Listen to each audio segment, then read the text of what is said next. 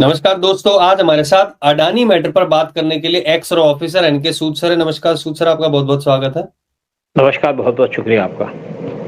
सूद sir, Adani पर फिर से एक इल्जाम लगा है और अब की बार जो इल्जाम लगा है वो किसी इंसान के द्वारा नहीं, वो कोर्ट के द्वारा। कोर्ट में एक हलफनामा दाखिल हुआ था जिसकी अभी सुनवाई हुई है कल, और उसके बाद अडानी के खिलाफ गिरफ्तारी का वारंट जारी कर दिया गया है। सीधा मामला क्या है ये थोड़ा सा मैं बता देता हूं, फिर आपसे उसके बारे में जानेंगे कि जो एक ग्रीन प्रोजेक्ट था उसके तहत भारत के 4 राज्य सरकारों के साथ कॉन्ट्रैक्ट लेने के लिए अडानी ने रिश्वत दी ऑफिसर्स को। वो 4 राज्य क्या है वो भी हम बताएंगे, लेकिन उसका जो पैसा है वो यूएस के इन्वेस्टर्स ने दिया है। तो मामला तो भारत का है, लेकिन यूएस क्या कह रहा है कि जो पैसा वहां का इन्वेस्टरों का है वो इलीगली यूज हुआ है, इसलिए यहीं पे उसके ऊपर केस चलेगा और अडानी को इसमें दोषी बनाने की जो प्रक्रिया शुरू की है। प्रूवन अंटिल गिल्टी, वो चीजें तो होती हैं, गिल्टी अंटिल प्रूवल, जो क्रिमिनल, जो भी कुछ भी कह सकते हो आप। लेकिन अब यहाँ पे सबसे बड़ा पेच ये आ गया है कि राहुल गांधी ने उससे निशाना साधा है, और ये जो 4 राज्य हैं इसमें कांग्रेस या फिर कांग्रेस के सहयोगियों की सरकार थी 2021 से 22 के दौरान। तो क्या यहाँ पे एक तरीके से सेल्फ गोल कर दिया, क्योंकि कांग्रेस को ना चाहते हुए भी अडानी को क्या वो उसको सपोर्ट करना पड़ेगा? कैसे ये चीजें होंगी और कौन है इनके पीछे सूद सर? देखिए, इनके पीछे डीप स्टेट है। डीप स्टेट जो यूएस के अंदर बैठी है, यानी कि यूएस की डीप स्टेट, यानी कि गवर्नमेंट के पीछे गवर्नमेंट या गवर्नमेंट के अंदर गवर्नमेंट। और इसके अंदर बहुत से डेमोक्रेटिक पार्टी के लोग हैं यूएस की। कमला हैरिस भी इसके अंदर है, ओबामा इसके अंदर है। फिर इसका एक पार्ट जो इंडिया के अंदर है, जो इंडिया के अंदर डीप स्टेट काम करती है, उसके अंदर जो सबसे बड़ा मोहरा है वो है राहुल गांधी। और डीप स्टेट का काम क्या है? दूसरी कंट्री में डिस्टर्बेंस क्रिएट करना, किसी कंट्री को डेवलप ना होने देना। जैसे इंडिया डेवलप हो रहा है, सबसे बड़ी इकोनॉमी चल रहा है इंडिया, बहुत ज्यादा प्रोग्रेस हो रही है इंडिया के अंदर, इंडिया की प्रोग्रेस को रोकना, ये काम है डीप स्टेट का। इसके अंदर ओबामा भी है और इसके अंदर आपका राहुल गांधी एक मेन रोल प्ले करते हैं इंडिया के अंदर, क्योंकि राहुल गांधी किसी भी तरीके से प्रोग्रेस की बात तो करते नहीं है, उल्टी सीधे बातें करते हैं। और यही काम किया था इन्होंने इलेक्शन के टाइम में जब 2024 का हुआ था, और यही काम किया था कमला हैरिस से जो ट्रंप के खिलाफ लड़ी थी।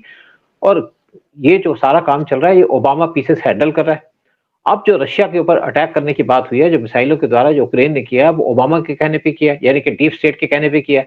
और अडानी को इसलिए टारगेट किया जा रहा है क्योंकि पीएम मोदी के क्लोज है। और अडानी को इसलिए भी टारगेट किया जा रहा है कि वो चाइना को चैलेंज करता है, चाइना को काउंटर करता है। अडानी को इसलिए भी टारगेट किया जा रहा है क्योंकि अडानी इंडिया के साथ मिलकर के चाइना को काउंटर करने के लिए बहुत बड़े काम करता है। और एक और बात है कि जब यहाँ पे डोनाल्ड ट्रंप के ऊपर गोली चली थी, तो अडानी ने ट्वीट किया था, उनको पोस्ट के अंदर उनको कहा था कि आपके ऊपर गोली लगी है, तो आप बच गए, आपको मुबारक हो। जब डोनाल्ड ट्रंप जीत गए इलेक्शन, तब भी अडानी ने उनको सपोर्ट किया था, इलेक्शन जीतने पे उनको मुबारकबाद दी थी।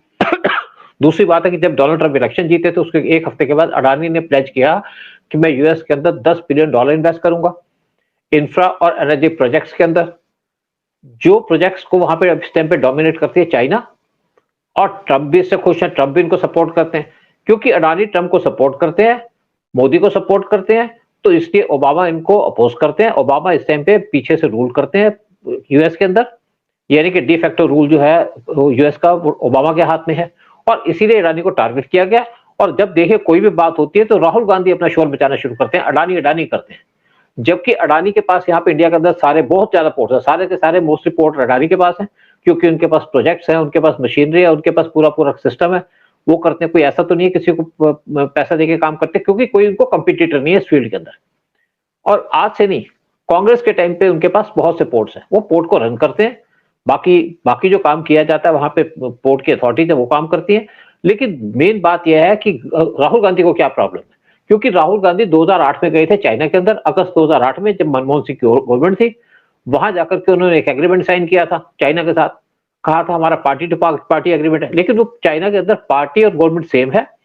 जब एग्रीमेंट साइन किया था तो राहुल गांधी साइन कर रहे थे, सोनिया गांधी उनके पीछे खड़ी थी, और जो उस टाइम पे कम्युनिस्ट पार्टी चाइना का जो आदमी था उसके पीछे खड़े थे जी जिनपिंग, जो उस टाइम पे वाइस प्रेसिडेंट थे चाइना के, और साथ में आनंद शर्मा थे इनके साथ। तो ये जो एग्रीमेंट है सीक्रेट रखा गया। अगर तुम्हारा कोई पार्टी टू पार्टी एग्रीमेंट है तो दिखाओ, ओपन करो लोगों को क्या एग्रीमेंट है। लेकिन उस एग्रीमेंट को इंडिया के बाहर लॉक रखा हुआ राहुल गांधी ने, इटली में रखा है या यूएस में रखा है ये हमें नहीं पता। लेकिन ये जरूर पता कि वो एग्रीमेंट था, उसके अंदर चाइना ने कहा था कि हम तुम्हें पैसा देंगे, तुम हमें सपोर्ट करो, मतलब हमारे लिए काम करो, जैसे इंडिया की कम्युनिस्ट पार्टी करती है। और पॉलिटिशियन को ये बेनिफिट मिलता है, मतलब कोई भी काम करो, उनको आप कुछ कर नहीं सकते, उनके ऊपर केस फाइल नहीं कर सकते, क्योंकि आपके पास प्रिविलेजेस है। सेम काम होता है आपके वकीलों का, सेम काम पावर मिलती है आपके पत्रकारों को। तो राहुल गांधी जब भी चाइना की बात होती है, जो उसके खिलाफ काम करता है उसको अफसोस करते हैं। और अगर आप यूएस की डीप स्टेट की बात करो, तो यूएस की डीप स्टेट इंडिया के अंदर बहुत एक्टिव है।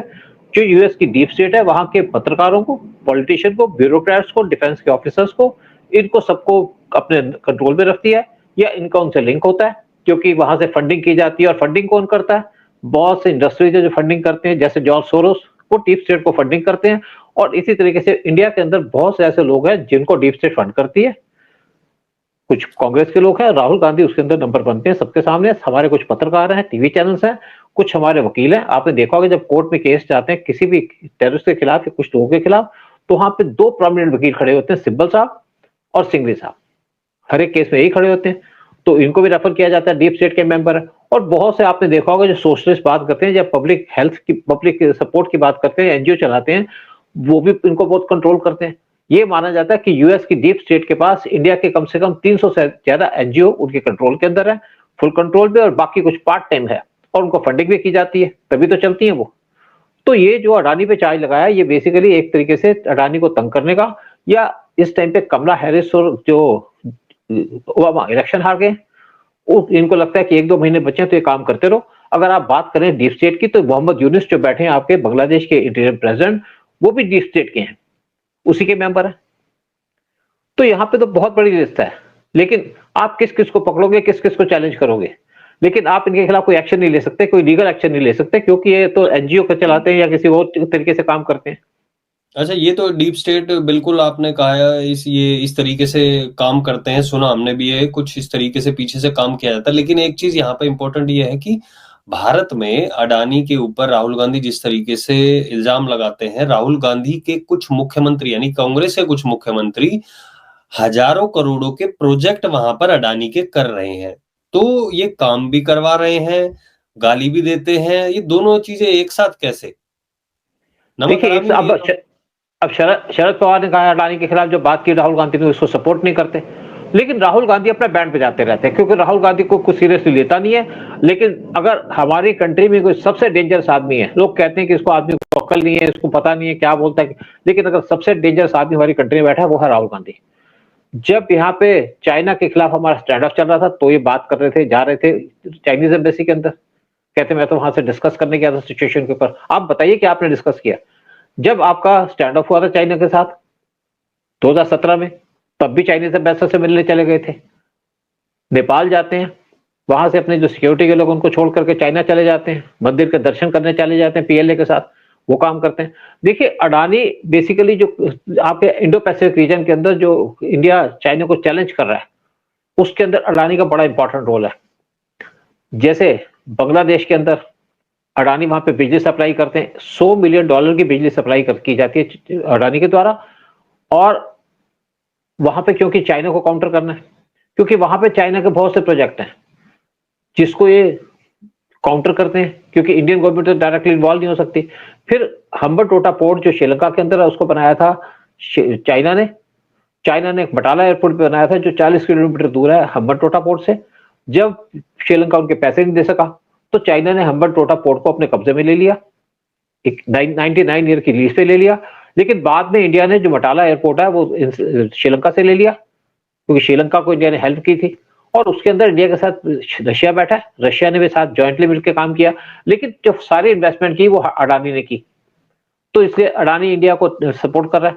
फिर दूसरी तरफ एक हमारा रोड बना था, यानी कि एक रूट बना था, इंडिया से सामान जाएगा यूएई के अंदर, यूएई से जाएगा सऊदी, सऊदी से जाएगा इसराइल, इसराइल से जाएगा ग्रीस, और ग्रीस से जाएगा यूरोप। ये रूट छोटा भी था, और इसकी वजह से हम पनामा कैनाल को साइडलाइन भी कर सकते हैं, सस्ता भी पड़ता है, टाइम भी कम लगता है। और इस रूट के थ्रू हम चाइना को काउंटर कर सकते हैं। जो चाइना की ट्रेड चलती है यूरोप या गल्फ के अंदर, यही ट्रंप के टाइम में बनाया गया था। तो जो पोर्ट यूएई का डेवलप किया गया, वो डेवलप किया है अडानी ने। इसी तरीके से यूएई का जो सऊदी का पोर्ट है, वो भी अडानी ने डेवलप किया है। और जिस जो दूसरा पोर्ट है, हैफा पोर्ट, जो इजराइल का पोर्ट है जो ओपन होता है आपके यूरोप की तरफ, उसको अडानी ने बनाया। और अडानी ने ये जो पोर्ट लिया है वो चाइना से खरीद के लिया, कि चाइना से ज्यादा रकम देकर के पोर्ट को लिया। फिर ग्रीस के 2 पोर्ट्स हैं जिसको अडानी ने बनाया। जब मोदी, पीएम मोदी ग्रीस गए थे तो साथ में अडानी की टीम को लेके गए थे, पोर्ट दिलवाए उनको, ताकि हमारी सारी ट्रेड इस रूट से हो सके। और इससे ग्रीस को भी फायदा था, इंडिया को भी फायदा था, गल्फ को भी फायदा था, और वो सारी ट्रेड यूरोप के अंदर जानी थी। ये तो वार हो गया इजराइल और हमास का, अदरवाइज ये रूट अभी तक एक्टिव हो जाता, पूरी तैयारी हो चुकी है। तो अडानी इंडिया की हेल्प कर रहा है, इसीलिए राहुल गांधी उसको टारगेट कर रहा है, क्योंकि वो चाइना के खिलाफ काम कर रहा है, इंडिया के फेवर में काम कर रहा है। और राहुल गांधी की जो लॉयल्टी है वो इंडिया के साथ नहीं है, उसकी लॉयल्टी है यूएस, चाइना के साथ, या किसी के साथ भी हो, लेकिन राहुल गांधी की किसी भी तरीके से इंडिया से लॉयल्टी नहीं है। जब कोई भी एजेंट होता है किसी कंट्री का, या किसी कंट्री के लिए सपोर्ट करता है, काम करता है, तो बेसिकली अपनी कंट्री को धोखा देकर काम करता है, तो कुछ भी कर सकता है। एक कंट्री के साथ जाएगा, 2 के साथ जाएगा। राहुल गांधी इसी तरीके से इंडिया के खिलाफ काम कर रहे हैं। स्टेट जो लोग सोचते हैं कि राहुल गांधी कोई अकल वाला आदमी नहीं है, बेवकूफ है, मैं नहीं समझता कि राहुल गांधी किसी भी तरीके से इस टाइप का आदमी है।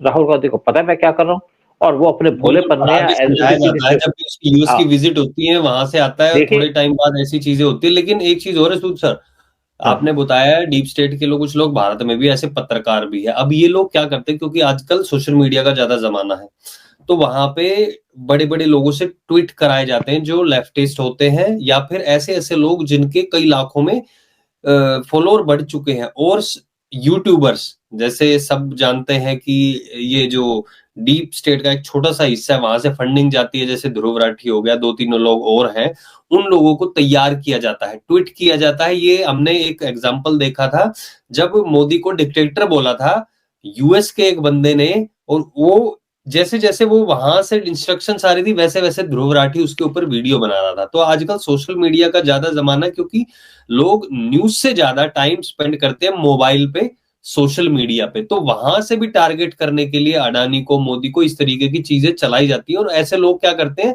हमेशा मोदी के खिलाफ हेट नहीं करेंगे, वो बीच बीच में ऐसी न्यूट्रल सी वीडियो भी बनाते हैं, ताकि अलग हर तरीके के लोग जुड़ते रहें, और फिर उन लोगों का ब्रेन वॉश किया जा सके। तो अब मैं आपसे बिल्कुल, ये पूछना चाहता हूँ कि ये जो राहुल गांधी आपने बताया, इस तरीके से बाहर जाते हैं, फिर ये सारी चीजें लेके आते हैं, इनको फंडिंग हाँ। भी होती है। अभी क्या ऐसा कुछ हुआ था कि बिल्कुल ही कांग्रेस की फंडिंग रोक दी गई थी उद्योगपतियों के द्वारा, उसके बाद इन्होंने ऐसा कुछ बोलना शुरू किया था? ऐसा भी कुछ सुनने में आया था, क्या ये बात सही है? देखिए, ऐसा है कि अगर आपको याद हो, जब यहाँ पे हरियाणा और कश्मीर के इलेक्शन होने थे, तो राहुल गांधी एकदम गायब हो गए। आपने बड़ी बार देखा होगा कि राहुल गांधी चले गए, घूमने चले गए, जब यहाँ पे मेन इलेक्शन हो रहे होते हैं। राहुल गांधी घूमने नहीं जाते, उनको स्पेशली इनवाइट किया जाता है, बाहर बुलाया जाता है, बाहर बुला के थर्ड कंट्री से काम कराया जाता है। जब इलेक्शन से पहले राहुल गांधी गए थे यूएस के अंदर, कहा यूएस ने उसको बुलाया। उससे पहले जो यूएस के एम्बेसडर इंडिया के अंदर, वो इनके जो प्रेसिडेंट है कांग्रेस, उनसे मिले, और नेक्स्ट डे राहुल गांधी चले गए यूएस के अंदर। और वहां जाके यूएस के जो स्पेशली जो आपके डीप स्टेट के लोग हैं उनसे मिले, सीआईए भी उसके अंदर इन्वॉल्व है, और वहां जाकर के उनको पूरी ब्रीफिंग दी गई। उसी टाइम पे आपने देखा होगा कि जो उनका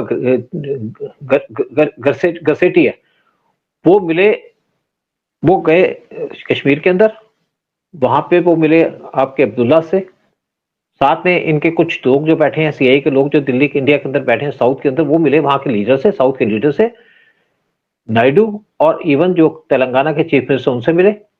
और उसके बाद उनकी स्टेटमेंट भी आई, नायडू की स्टेटमेंट भी आ गई कि हम वक्फ बोर्ड को स्टेटमेंट सपोर्ट नहीं करेंगे। तो इनका पर्पस था कि हरियाणा के अंदर कांग्रेस बीजेपी हार जाएगी तो उनको फायदा होगा। सेम चाहते थे कश्मीर के अंदर, लेकिन वहां पे इनका राज चला नहीं, क्योंकि मोदी ने अपने करेक्टिव स्टेप्स ले लिए थे तब तक। यानी कि हरियाणा के अंदर जो इलेक्शन जीता बीजेपी ने, उससे बीजेपी की पोजीशन बहुत ज्यादा इंप्रूव हो गई और इनको झटका लग गया। इसी तरीके से जो कश्मीर के अंदर इलेक्शन हुआ, वहां पे बीजेपी जिस तरीके से 28 सीट ले गई, उससे पंगा पड़ गया। उससे जो वहां पे अब्दुल्ला था, उनको लगा कि यहाँ पे बीजेपी दोबारा कभी गवर्नमेंट फॉर्म कर सकती है, कुछ यहाँ पे चाल करके, कुछ लोगों को अपनी पार्टी में मिला करके। तो जो अमेरिका की जो प्लान थी वो तो फेल हो गई, लेकिन राहुल गांधी इलेक्शन के बीच में गए, तो आप समझ सकते हैं कि राहुल गांधी क्या करने गए होंगे। चाइना भी इनको पैसे देता है, जो फोर्ट जो आपकी फाउंडेशन है, यानी कि जो राजीव गांधी फाउंडेशन है, वहां पे चाइना ने कई बार पैसे डोनेट किए। तो आप क्या कर सकते हो, आपको ये तो एक वेलफेयर ऑर्गेनाइजेशन है, जबकि राजीव गांधी फाउंडेशन ने आज तक किसी का वेलफेयर नहीं किया। और अगर आप दूसरी तरफ बात करते हैं फोर्ड फाउंडेशन, ये जो कुछ ऐसी ऑर्गेनाइजेशन है जो रिवार्ड भी देती है, और अगर आप बात करते हैं केजरीवाल की, केजरीवाल को भी बहुत सी ऑर्गेनाइजेशन ने पैसा दिया था जो यूएस बेस्ड थी, और वो क्या करते हैं, लोगों को पैसा देते हैं। जैसे आप लगा लीजिए आपके जो मोहम्मद यूनुस है, इनको रिवार्ड दिया गया। रवीश कुमार जो टीवी के ऊपर इंडिया को गालियां देते थे, इंडिया के खिलाफ प्रोपेगेंडा करते थे, फाल्स प्रोपेगेंडा फैलाते थे, बहुत बार चाइना के सपोर्ट करते थे, उनको भी पैसा दिया गया। जो बहुत सी यूएस की ऑर्गेनाइजेशन है, यूएस बहुत से ऑर्गेनाइजेशन को पैसा देता है, रिवार्ड देता है, और रिवार्ड देके वो उनको अपना एजेंट बना लेता है। दूसरी तरफ यूएस के अंदर यूएस जो है बहुत सी एनजीओ को पैसा देता है। जो आप सोचते हैं ना यहाँ पे सोशल काम कर रही हैं बहुत सी ऑर्गेनाइजेशन जिनको यूएस पैसा देता है, वो ऑर्गेनाइजेशन अपना जो एनजीओ है काम करती है इंडिया के खिलाफ। आपने देखा होगा जब यहाँ पे सरदार सरोवर डैम बन रहा था तो बहुत से लोग वहां पे डेमोन्स्ट्रेशन करने चले जाते थे कि डैम लेट हो जाए। इस डैम को कम से कम 30 साल तक डिले किया गया। इसकी जो इसको जो डैम को बनाने की जो रखी गई थी, पत्थर रखा गया था, वो रखा गया नेहरू के द्वारा, और जब काम स्टार्ट हुआ स्टार्ट किया इंदिरा गांधी के टाइम में, और उसके बाद ये काम लटकता रहा, बहुत साल लटकता रहा, क्योंकि बहुत से एनजीओ वाले वहां खड़े हो जाते थे, डैम को बनने नहीं देते थे। इवन आमिर खान वहां गए थे, इनको स्पेशली बुलाया गया था। तो बहुत से ऐसे लोग हैं जब जाते हैं, और आमिर खान की एक एनजीओ पानी, वो इसी टाइप का काम करती हैं, यानी कि इनको फंडिंग बाहर से होती है, इंडिया के खिलाफ एजेंडा चलता है इनका। तो वो डैम को लेट होने से एक तो इंडिया की प्रोग्रेस लेट हो गई। अगर वो डैम आज से 20 या 30 साल पहले बनता तो यहाँ पे लोगों को फायदा होता, लोगों को पानी मिलता। डैम बनाने में कुछ लोगों को डिस्प्लेस तो किया जाता है, लेकिन डिस्प्लेस करके बाकी लोगों को पानी तो दिया जाता है। पानी नहीं मिलता था गुजरात में, आप देखिए कितने लोगों को पानी कम मिलता था। और जब ये डैम बना तो इवन आपके कच्छ के रीजन में पानी पहुंचा, जहां पे आज तक पानी का किसने बूंद तक नहीं देखी थी। तो ये जो डेवलपिंग ट्रेड काम है, इसको रोकने का काम किया जाता है एनजीओ के द्वारा या यूएस की डीप स्टेट के द्वारा। और इसी के लिए मोदी काम कर रहे हैं, मोदी काम कर रहे हैं डेवलपमेंट का, और राहुल गांधी डीप स्टेट के लिए काम कर रहा है। कि आपने कभी सुना होगा राहुल गांधी ने किसी प्रोग्रेस की बात की हो? एक बीजेपी एक किसी पत्रकार ने उनसे क्वेश्चन पूछा कि बीजेपी ने 3 क्वेश्चन किए हैं, तो आप इसका आंसर देंगे? वो कहते तुम बीजेपी के एजेंट हो। जवाब नहीं देगा, क्योंकि जवाब देना इनकी फितरत में नहीं। आपने कभी सुना है कि आपको केजरीवाल कोई ढंग का जवाब देगा? क्वेश्चन कुछ पूछोगे, जवाब कुछ और मिलेगा, क्योंकि ये तो उसी टाइप के लोग हैं। यानी कि ये कंफ्यूजन क्रिएट करना चाहते हैं, जिस तरीके से कमला हैरिस ने कैंपेन किया था। लेकिन इस कैंपेन के बावजूद भी ट्रंप जीत गए, क्योंकि ट्रंप पॉजिटिव बात कर रहे थे, और पीएम पॉजिटिव बात करते हैं। लोग समझ भी लग गए। जैसे यहाँ पे प्रोपेगेंडा चल रहा था कि यहाँ पे काटने की बात चल रही थी, तो पीएम मोदी और मुस्लिम इकट्ठे हो रहे थे, तो पीएम मोदी और आपके योगी ने कह दिया कटोगे तो बटोगे। उसका बहुत इम्पैक्ट पड़ा। मतलब कुल मिला के अडानी को टारगेट करके एक तरीके से भारत को टारगेट किया जा रहा है। लेकिन अब देखना ये नहीं, एक और बात है ना, आप देखो 2023 में, जनवरी 2023 में हिंडनबर्ग रिपोर्ट आई थी। हिंडनबर्ग रिपोर्ट क्या थी? कोई रिपोर्ट तो थी नहीं, वो भी डीप स्टेट ने जनरेट की थी रिपोर्ट अडानी को टारगेट करने के लिए, जिसके अंदर अडानी को $150 बिलियन का नुकसान हुआ था। लेकिन अडानी फिर रिकवर हो गए, क्योंकि देखिए जिसका एजेंडा जो है, जैसे आप रामायण देखते होंगे, रामायण में जो आप कई बार देखा होगा कि आप लॉर्ड राम जो कई बार बात करते हैं, वो बात करते हैं कि आप सच्चाई के रास्ते में है तो आपको कोई रोक नहीं सकता। बिल्कुल उसी तरीके से अडानी जिस तरीके से देश का काम कर रहे हैं, उनको कोई रोक नहीं सकता, क्योंकि उनका एजेंडा ये है देशभक्ति का, देश के लिए काम करना, चाइना को काउंटर करना। और ट्रंप आ जाएंगे तो सारी सिचुएशन ठीक हो जाएंगी। आपने देखा होगा निज्जर और पन्नू के चक्कर में तो स्पेशली देखा है कि हमारे केसों पे फाइल हो गया था, केस फाइल हो गए थे इंडियन डिप्लोमेट्स के खिलाफ। लेकिन ट्रंप ने ऑर्डर कर दिया, मुझे नहीं पता किस तरीके से ट्रंप के पास पावर है, ट्रंप ने ऑर्डर कर दिया कि जो उसका वकील है या जिसको जो काउंसिल है जिसने केस फाइल किया, उसको रिप्लेस कर दिया।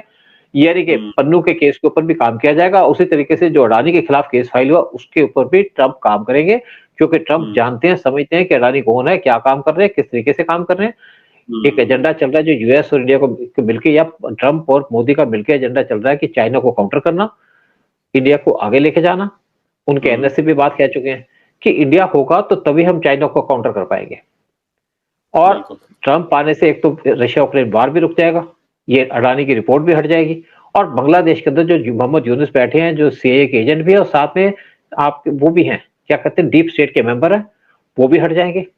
और जो नालंदा यूनिवर्सिटी के ऊपर एक हमारे वो भी थे, बहुत बड़े थे, वो भी क्या नाम था, नालंदा यूनिवर्सिटी के अंदर जो जिसको दिया था काम, वो भी डीप स्टेट के मेंबर है। और बहुत फोटो देखी हैं, लोगों ने देखी होंगे राहुल गांधी की डीप स्टेट के मेंबर्स के साथ, इवन मोहम्मद यूनुस के साथ इनकी फोटो है। आपने रिसेंटली देखा होगा कि जो आपके सुब्रमण्यम स्वामी है, इनकी लड़की वो जाकर के मोहम्मद यूनुस से मिली और उनको सपोर्ट एक्सटेंड की। तो आप सोच सकते हैं सुब्रमण्यम का क्या रोल होगा। अपनी लड़की हिंदुइज्म की बात करते हैं, अपनी लड़की की शादी करा दी मुसलमान से, और वो भी डीप स्टेट के लिए काम कर रही है। ये तो इनका एजेंडा है, यही काम कर रहे हैं। बिल्कुल, मतलब कुल मिला के जो ये अडानी के खिलाफ पूरा सारी चीजें रची जा रही हैं वो इसलिए ताकि भारत को परेशान किया जा सके, भारत की इकोनॉमी को परेशान किया जा सके। तो आप सभी लोगों से निवेदन है मेरा कि इस वीडियो को ज्यादा से ज्यादा शेयर करें, कमेंट सेक्शन में अपने विचार जरूर रखें। और सूद सर बहुत बहुत धन्यवाद आने के लिए और सारी जानकारी दर्शकों तक पहुंचाने के लिए। जय हिंद, जय भारत। जय हिंद, जय भारत।